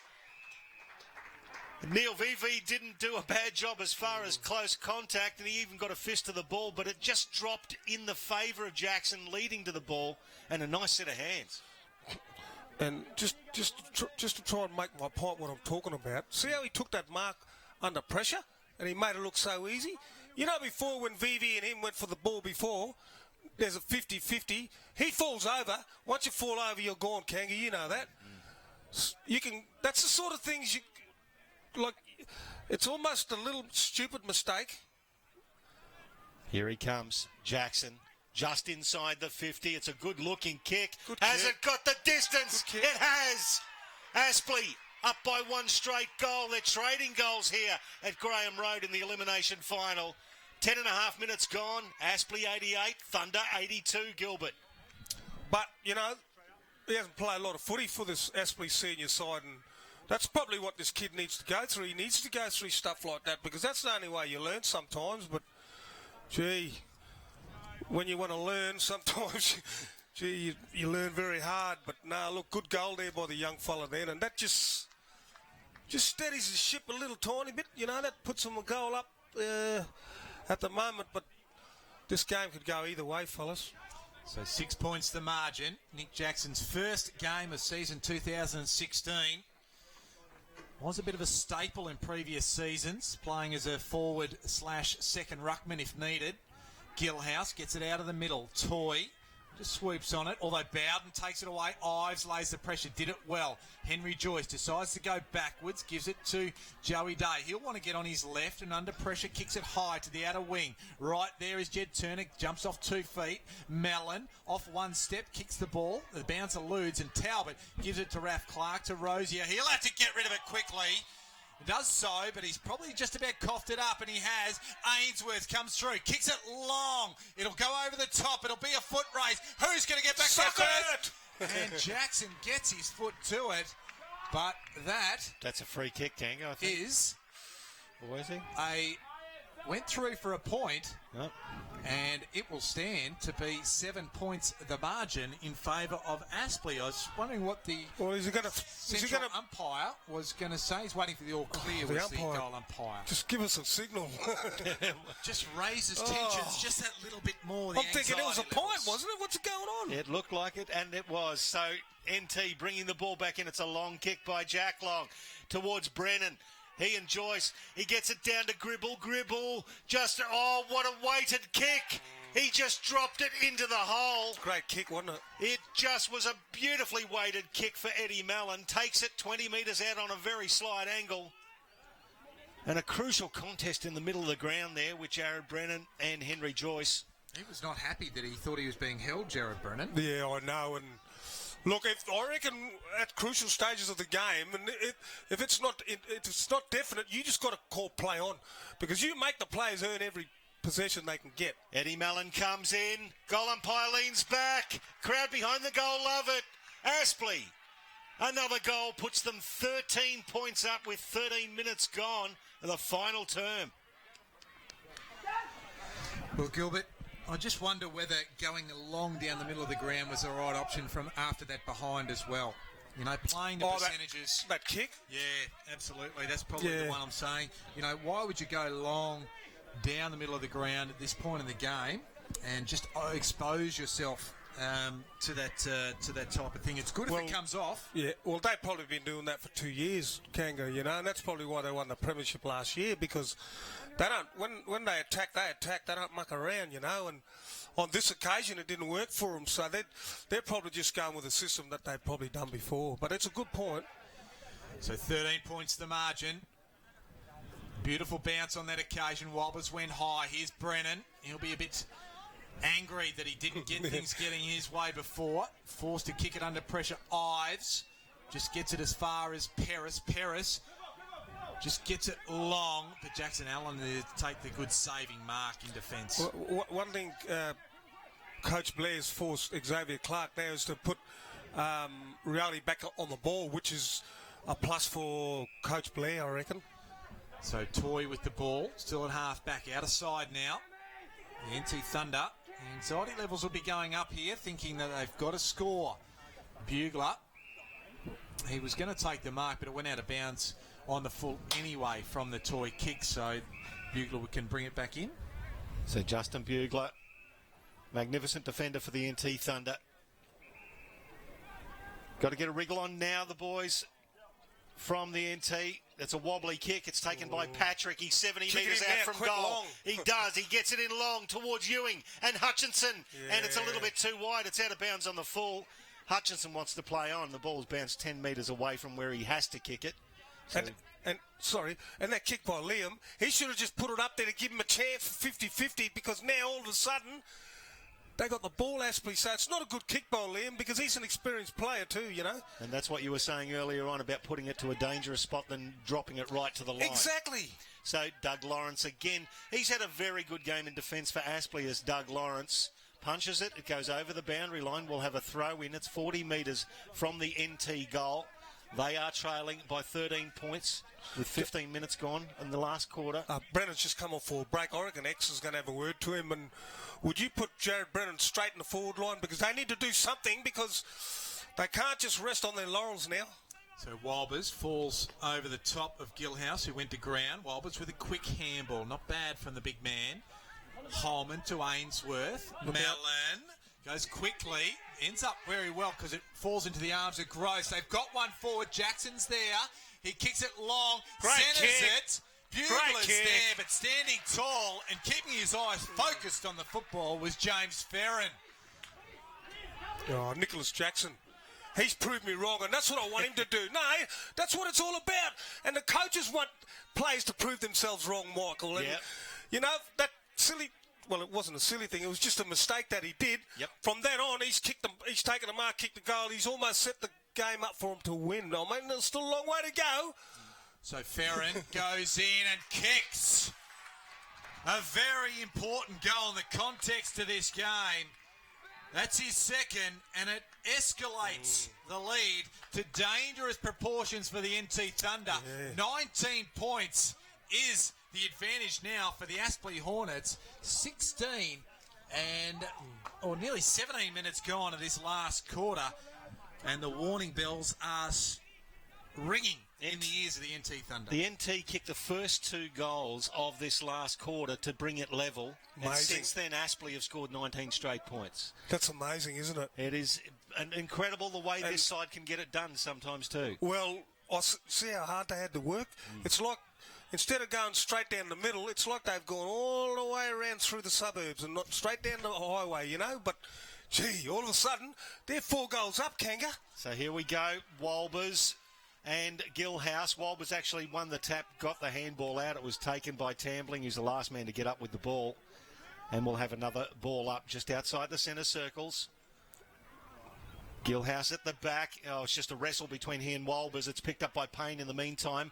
Wobbles it inside 50. Picked up by Bevan. He's thrown to the ground heavily by VV. Spills the ball. And again, Tambling in there with the tackle. It's a good, intense tackle. Well done. And a good contest there. As we'll have another ball up at centre half forward.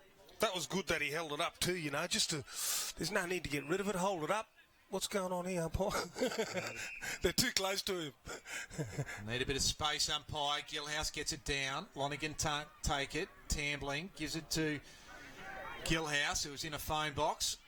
Just trying to get it out towards Ben Riola. He just slips the toy tackle and gets it out to the outer wing. Look at the run and carry of Rioli. Oh, great smother. Smothered. Then Joey Day just does well, although kicks it. Bowden couldn't handle it.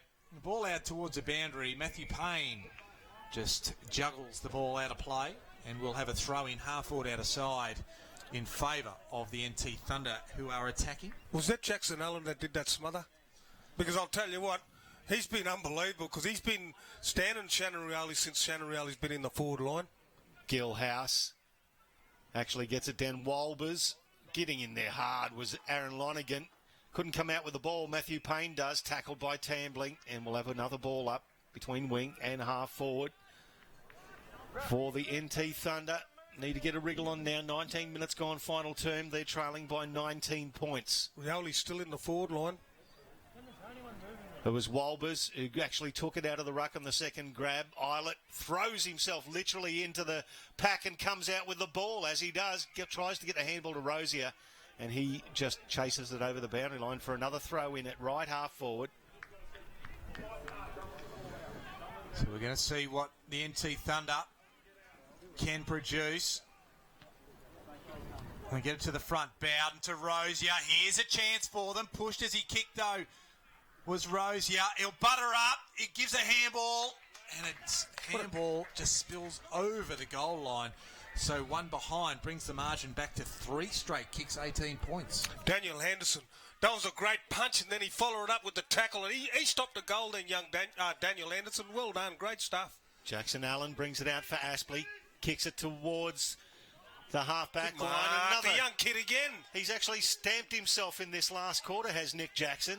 Taken a nice juggling mark in front of Justin Bugler, and that's no mean feat. So Jackson almost kicks it to Kanga. I could just about mark that. Actually, I think it was yours, Gilbert. You were the man in front. It's out of bounds on the full. He kicked it out in front of John Blair, the coach. See our chalk and cheese again, Michael and Kanga, what we're getting with him? The young players. Yeah, well, he does brilliant things and then he does silly things, you know, like you've got to draw that gap in the middle. Now, this could be something for the NT Thunder. It was a helicopter from Raf Clark. It was taken on the chest by Liam Patrick, 45 metres out. He's only on a slight angle. Now, he's kicked a couple. The Lajamanu Lightning. He is the Lajamanu. Walpry man he is. He comes in. Let's go. He won't miss this bloke. Oh, quality finish from Liam Patrick. 2 straight kicks in it. The NT Thunder are only 12 points behind here. 21 minutes gone, final term. Yeah, it just makes you wonder how a young kid understands that kick that he does can put so much pressure on the team that it can turn the game and turn the result of the game. Somebody's got to be talking that sort of language to him, because if they don't, he don't know where he's going and what he's doing, because I can see it as a former player and a former coach. It just puts, see how much pressure that puts on them? Yeah. All of a sudden they get a goal. All of a sudden it's the Thunder boys are saying, oh, we're back in it, you know, like it's just, maybe I'm being a bit unfair on him, Kanga, but I'm just trying to make a point. Frustrating. For the coach of Aspley it is, but it's more than me. We're underway. Turner went high. Trying to come through there was Henry Joyce. Just getting his arm in the road there was Jared Brennan. Also there was Gribble. Gribble goes to ground. He just feeds it up. Talbot, he just gathers it and gives a little bit of a sight for Ainsworth to go, you know what, I'm just going to pummel you to the ground. And it will force a stoppage. Crowd getting right behind him too. So the ball will go up again. And as the advice comes from John Blair in the coach's box, Ainsworth is well wrapped up and we'll have a ball up right in front of us here. And we're going to get a good look. There's no tomorrow, Kanga. And there's no tomorrow now. Tight football. Umpire barking instructions. Gilhouse with his strength. Gets it down to Rioli. He's away. He's got some space. One bounce. He kicks it long. 1-on-1. Ewing's there. Getting back to lend some support is Henderson. And he's happy just to go to ground because the boundary line is a lucky boy. His friend on this occasion. I agree with Gilbert. He's a very lucky boy. He's lucky that they didn't get deliberate. I reckon they were flirting with that. But anyway, It's game on here. We've played just over 20 minutes final term. The NT need another goal to draw within a goal. Stuck there. Jed Turner drags it to his chest, and of course there will be a ball up. It's only 25-30 metres out from the NT goal.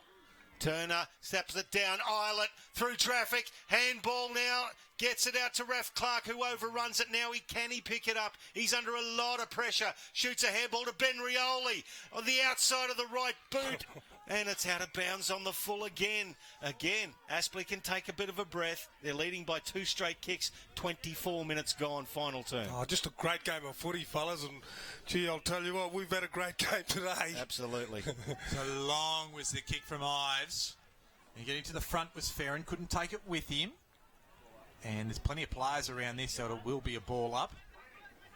Still a dangerous position for the NT Thunder to attack. They're out of side, 65 metres from their goal, Gilhouse, although Turner got the tap down, then tries to come through with the second effort. He's just rolling around with the footy, managed to get a handball out. Brilliant, how good was that? Fantastically to Holman, to Nellis. Nellis feeds it back. Bevan almost hit his shoelaces and bounced off. Gets it inside forward 50. Payne's there. Bugler's there. Not sure why they're there together. They shouldn't be. And a free kick will go the way of the NT Thunder. Will go to Bugler, who immediately goes, has a man spare. It's Richard Tamling just outside his defensive 50. 25 minutes gone, final term. NT Thunder need to get a wriggle on. Kick down the line. Raf Clark made his way to the front, punched away from him, and he's trying his hardest. Raf Clark, the ball just dribbled away from him as it gets kicked inside 50 for Aspley. And it's Payne. Takes the mark. And Jack Long was all over him. He still took it. What a great set of hands from the NEAFL MVP. First mark, 50-50 he's taken all day, Kanga. What a time to take it. What a time to take it. Because there are 2 goals in front. So all he needs to do here is just get a score on the board, and that's going to make it 3 goals for Thunder. So that's going to make it hard. So if I was him, just get it through for a behind. That's a fair target. The entire goal face as he leans back. It's got the distance, has it, or is it touched on the line? I think it's touched on the line. Neil Vivi is claiming it. Only one behind, and then it hit the post. So there you go, Gilbert. 13 points the margin. Still a crucial behind. And that's a better result because now they have to take it from the back 50, not the centre square. Well, Bugler tried to kick the barrel and only found Cameron Stevenson instead. And taking the mark, but he didn't, was Bevan. And there it was Rioli. He got it to the commentary wing. Oh, well Henderson, done. well done. Beat Eilert on that one-on-one occasion. Up towards Jackson. The He young takes kid. a good mark. Chalk and cheese. It was cheese. That on time occasion. it was. It wasn't just your average cheese as well in the context of this game. It was a bit of double brie. It goes right to that dangerous spot. Payne's there, couldn't take it with him. Bevan lays a tackle over his head. There That's better. was the player in, might have been Ives there. And that's not a bad result because it's out of bounds right next to the point post. Bit of double brie. Bit of double brie. Don't mind a bit of the King Island stuff myself if I can afford it. Sometimes can get. Have to take a mortgage out for some of them. Throw in at the back. Mallon can't get a hold of it. Gribble now to Stevenson, who ices it for the Aspley Hornets. Drills it home and gets their 16th goal. Well done to Cameron Stevenson. 108 plays 89, 27 and a half minutes gone to the final term. And you just saw something you didn't like with poor Ben Rioli coming off the field there, Gilbert. Yeah, look, he's been a terrific player and he's come off the ground. So, look, it's going to be hard now for Thunder from here. But, gee, you got to give Aspley a lot of credit because I'll tell you what, I doubted him at the early start of that last quarter when that incident happened. And, gee, you know, they played with a lot of spirit today, Kanga and Michael. Yep. Well, it just shows you these contests between these two sides. They ebb and flow. They seesaw. Great for the competition and great for football in the northeast of Australia. So 19 points the margin. We're into the shadows of full time. Can something spectacular be produced? Ainsworth to Ives. Inside forward 50. VV with the spoil. Bugler's back there. He's got to run. He's got to carry. He gives it over the top. Daly Shannon is there. Just exits his defensive 50. Then takes a bounce. Kicks it long. Nobody's there. Doug Lawrence can't take it, but Jackson Allen can. And he just almost hit Richard Tambling on the chest, but couldn't take it. Toy is looking for Mallon. Stays in. Goes around the corner quickly. Inside forward 50. Free kick. And he gets a free kick, does Eddie Mellon. And he was hit a little bit late, says the umpire, so he'll come back and take the free kick some 65 metres from goal.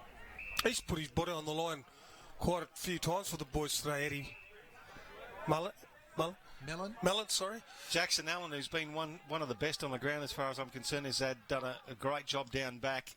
Kicks long, inside 50. There's going to be a big pack fly, including Nick Jackson. Boy, oh boy, nearly pulled another one. Rosier could have copped one high. Bevan gets the ball out now. You've got Walbers at the back.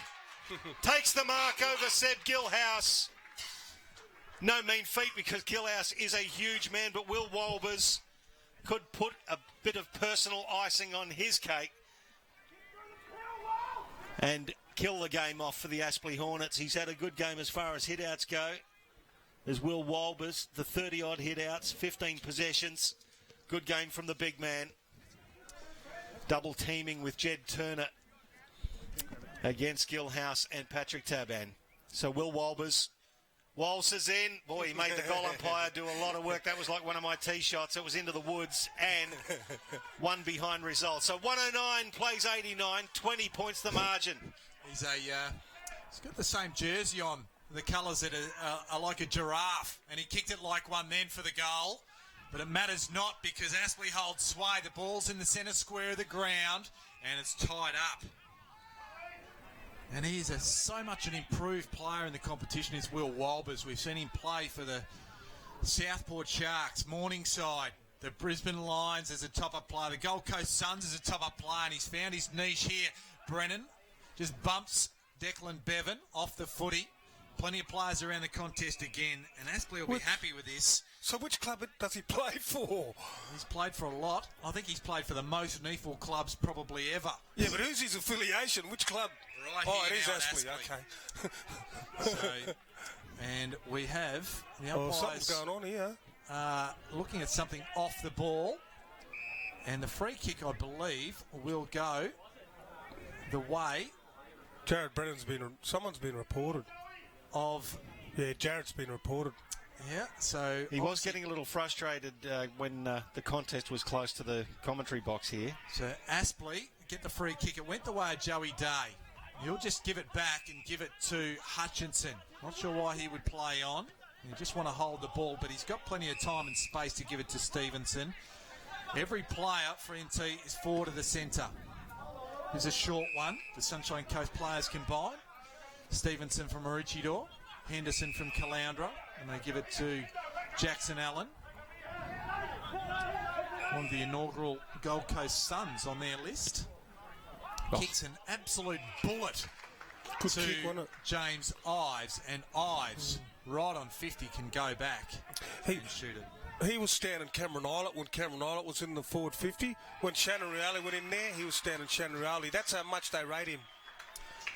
And that was the final siren. So the result is over. Ives kicks for goal. He kicks sealed a it. big Oh. but not there.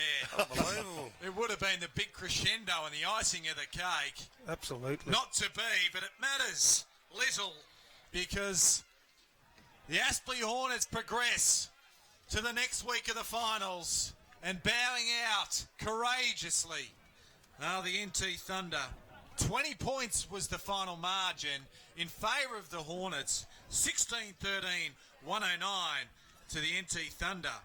13-11, 89. Gilbert, it was a contest befitting of the rivalry of these two clubs. Yeah, look, it was just a great game of football, and like we've been saying, the rivalry and the culture that these two clubs have brought to the NEAFL is just, it's just been magnificent for football in general. And young kids coming through the system that want to play for Territory Thunder and want to play for Aspley, You know, they talk about games like this, right? I remember the grand final and they beat us by a point and then they got us back the year after. Those things create the culture of the football clubs, and, you know, it's been a big special day for the Aspley players, and, you know, they probably were disappointed to be playing off in elimination in the first place, I believe, because they shouldn't have been playing off in elimination. So, look, if you think about the result at the end of the day, I reckon the right result was probably there in the end. Geez, it was a contest, though. And that's what we want from any final, is you don't want to see blowouts and you don't want to see one side half turn it up. And both sides just hammered in all day. It was a credit to both sides. They played with spirit. They played with passion. It was played in the right spirit, too. There was a few little dust-ups as well. But what a contest, Gilbert. It was a great game of footy. Yeah, but it was nothing nasty. Nah. It was just like competitive stuff. Good old combatant stuff where, you know, just great stuff. And, you know, like you said, we've seen a great game today. Well, how about it, Kanga? Because after they win this game, Aspley have now got to go to Sydney to face the Sydney Swans. And after today's game, that is going to be another option for the other preliminary final as well. Well, you'd give them a fair chance and shake at it, given the form line that NT Thunder beat the Swans a few weeks back. Aspley come out and beat the NT Thunder today. Yes. So you'd certainly go there. That was the Aspley that we know can really step up to the finals plate, and the NT Thunder gallant as always. Goal kickers for both sides. For the winners, it was a pair, or two each, to James Ferrin, Declan Bevan, James Nellis, Gavin Gross, and singles to Jackson Allen, James Ainsworth, Reece Toy, Nick Jackson, Henry Joyce, Jed Turner, Eddie Mellon, and Cameron Stevenson. And for the NT Thunder, the gallant but unfortunately displaced from the competition Thunder, it was 3 to Liam Patrick, 2 to Daniel Lewis, a couple to Cameron Ireland, 2 also to Justin Cooper, Luke Barth with a single, along with Darren Ewing, Richard Tambling and Ben Rioli. And boys, we're going to sign off here in a moment. Just quickly, leading possession getters, James Ives and Reece Toy with 28 for the Hornets, Jackson Allen with 25, and Henry Joyce, a fantastic game with him, I thought, 22 disposals. And for the Thunder, it was 20 to Richard Tambling, 19 to Shannon Rioli. Ben Rioli had 18, so did Raph Clark and Cameron Islet also. Boys, I want to thank you for your patronage of the commentary box with me this afternoon. Michael Price, thank you, and thanks for being a part of this fantastic final here at Graham Road. No, thanks for having us, Kanga, and getting to call alongside the legend in Gilbert McAdam as well. And had a great time. I enjoyed the call, and look, it befitted a final today, and the way you called it was magnificent today. Great Cheers, call. Thanks, mate. Well, the ex-champion, now legend, that man, that voice was Gilbert McAdam. Well, thanks for joining us this afternoon. It was the Hornets that have come out just on top. It was 20 points, but it was a nail-biter right through this afternoon. Thanks for joining myself, Mark Kennedy, Michael Price, and Gilbert McAdam here at Graham Road. We'll look forward to seeing you again for more instalments on the Northeast AFL.